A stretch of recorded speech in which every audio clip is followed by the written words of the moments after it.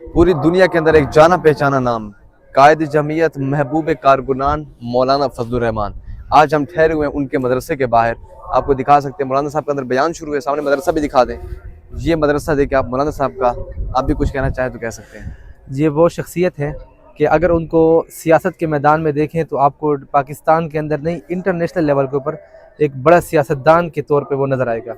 अगर मदरसे में देखा जाए तो मदरसे के हवाले से देखें या मजहबी हवाले से देखा जाए तो मैं यूँ समझे या यूँ कहें कि उनसे बड़ा शेखुल हदीस या उनसे बड़ा या तगड़ा आलिम मेरे ख्याल से इससे बरसगीर या पाकिस्तान के अंदर मौजूद नहीं और अगर है। मोहब्बत के हवाले से देखा जाए तो इनसे ज़्यादा मोहब्बत रखने वाला कोई नहीं है। और तकवा और वरा के हवाले से देखा जाए तो अल्हम्दुलिल्लाह उनकी कई मिसालें मौजूद हैं कि तकवा के हवाले से हमारे कायद अल्हम्दुलिल्लाह मौलाना फजलुर रहमान साहब कितने आगे हैं।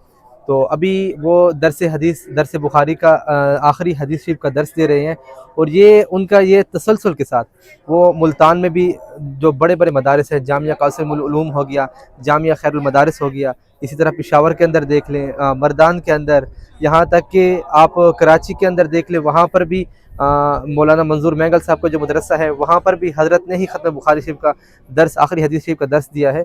तो पूरे पाकिस्तान में के तूल व अर्ज़ में जहाँ पर भी जो भी बड़ा मदरसा या जहाँ पर भी तलबा की एक कसीर तादाद और सबसे बड़ी बात जो है वो मैं आपको बता दूं, ये कोई और नहीं, हमारा हीरा देवबंद का हीरा है, मौलाना फजलुर रहमान। चलिए आप इनका घर दिखाते हैं।